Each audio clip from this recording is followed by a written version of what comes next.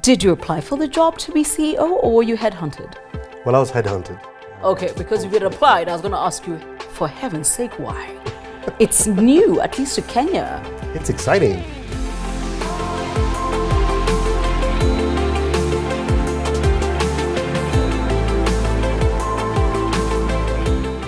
Hey, it's Caroline Mutoko. Thank you for being here and subscribing.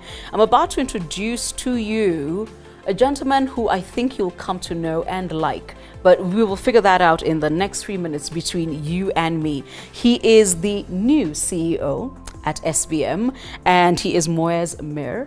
Welcome. Thanks, Caroline. I want to start with this. Should I call you Moezz? Moezz it is. Okay, Moezz it is. Moezz, how long have you been at SBM?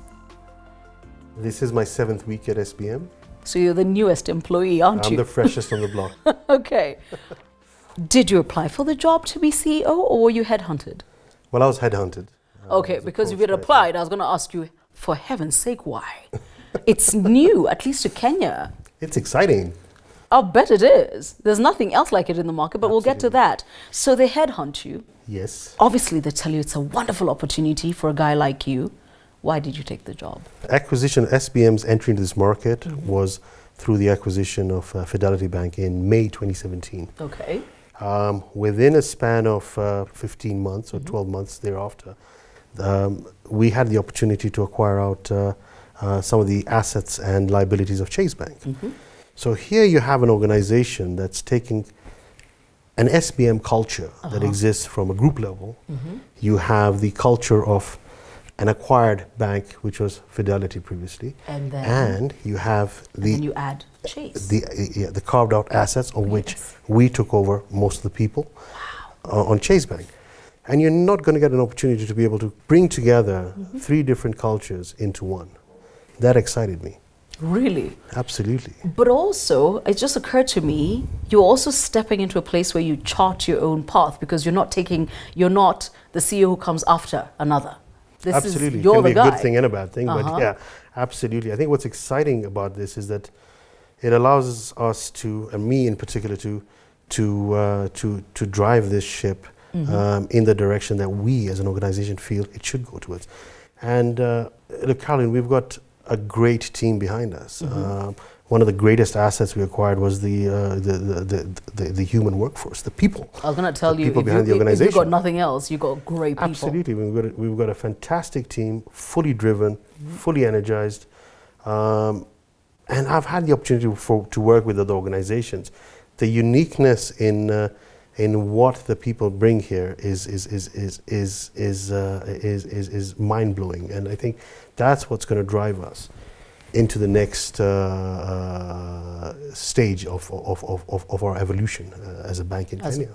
Okay, as a bank in Kenya. However, you're a career banker. Oh, this is his resume, by the way, in case you're wondering what I'm holding. Yes, you're a career banker. How long have you been in banking? Just over 15 years with banking. My predominant experience has been with KCB Bank. It's been a great learning experience for me. I spent 9 years in Tanzania, where I went to set up the corporate bank, and 6 of those years I was the CEO in Tanzania. After which I got the opportunity to move into Kenya at a group level and manage the corporate bank for the group. So, career banker who's excited by the idea of the fusion of 3 cultures in one place, and was headhunted and said, yeah, let's do this. Okay, so we're all sitting there thinking, he's the nice sort of crazy we like. What else don't we know about you? I'm a licensed deep sea diver. No! Absolutely. So I actually do quite enjoy being under the water and scuba diving. So I've had the opportunity to do that in Dar es Salaam, where I lived. So I had a great experience and doing that in Dar es Salaam. Awesome. And the second thing is that I spent some time in South Sudan during the war. So that's an exciting piece as well.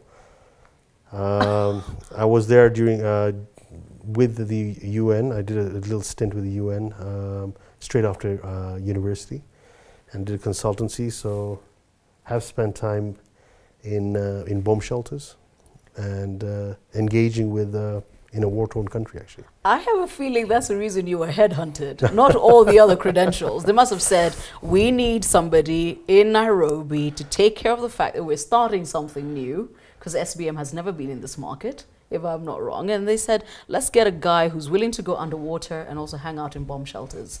Well, I mean, we're way better than that at the moment. So I don't think they need that skill set right now. I'm like, no, he's the kind of guy for the job. Because Absolutely. There could have been so many others, and yet it was you. I'm grateful for it. I think it's humbling that they did give me the opportunity to take this forward. Look, I'm a strong believer in empowerment of people.